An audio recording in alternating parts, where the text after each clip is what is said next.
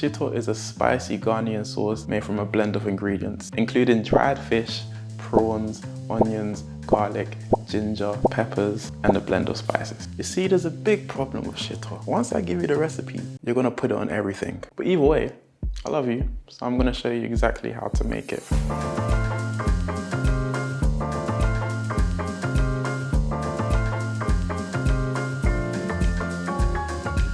So to begin with, I'm going to prepare all the vegetables I need. This includes chopping 6 white onions, 4 red onions, and peeling and chopping a whole bunch of ginger. By the way, this recipe works in a 1:2 ratio of garlic to ginger, which means for every garlic, there's 2 gingers of similar size. We're also going to peel 3 whole garlics. That's not garlic cloves.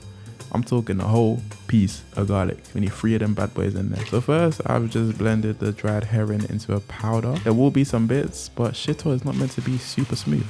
So we embrace the bits, like orange juice at a fancy restaurant. The more bits, the better. Now blend the onions, the garlic, the ginger with 3 spoons of rosemary and 1 spoon of ground star anise. Disclaimer, a lot of recipes actually call for anise seeds. And honestly, where I live, I couldn't find these, so I thought, you know what, let me use star anise instead. They don't taste exactly the same, but it has the same effect. In fact, anise seeds is just a more subtle flavor, according to my research. Don't quote me on that, because clearly I didn't buy anise seeds because I would have put them in the recipe if I had them. Rest in peace to my original Kenwood blender, because I accidentally sticked a wooden spoon in it while I was making this recipe and it broke, which is actually tragic because that blender was extremely good. So I had to buy this crusty T-file one from Tesco. I'm not saying T-file is crusty, but I'm just saying this particular one is not doing the job. Yeah, I'm gonna have to call it a day with that one. You know what? I'm gonna use a hand blender just because it didn't blend properly. Like, they make these blenders for making cutesy smoothies, bro, kale and flipping banana. But when they want to blend real things, garlic, ginger, they can't hack it. Anyway, this is all blended looking fine, so I'm gonna slap that in a bowl and blend my scotch bonnets. I actually ended up adding 5 additional scotch bonnets to this recipe to make it extremely hot. When it comes to oil, don't even be scared.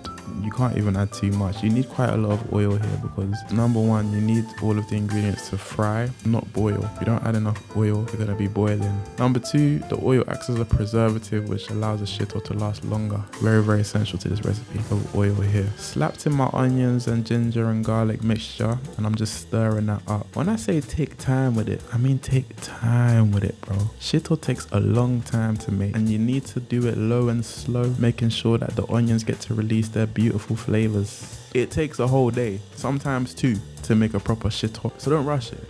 You see, my mum actually makes the best Shito. And actually, I asked her, yo, mum, how do you make the Shito? She was all like, Justin, I can't tell you the recipe, man. It's a secret. So I took matters into my own hand. I reported her to the FBI for smuggling an illegal amount of dried fish from Ghana into the UK. And she got bagged, and now she's in jail. I stole her recipe. All I'm doing here is just stirring the onions every so often, making sure that things aren't burning. And I'm keeping the heat on a low to medium, okay? You don't want things to cook way too quickly. Now, to begin with, I cooked my onions for an hour before I added any other ingredients. But the reason I knew it was ready is when I tasted it, and I could taste that the natural sweetness of the onions had started to release. After this point, I'm ready to add in my tomato tomato paste. So we're adding some tomato paste here, and you also want to cook this down very slowly and gently until, again, the sweetness is released. You know, with a puree, it starts off with a little bit of bitterness to it, and the more you cook it, the sweetness becomes more prominent. Be patient and allow that process to happen, and eventually you will get there. Again, this process of cooking down the tomato paste took me about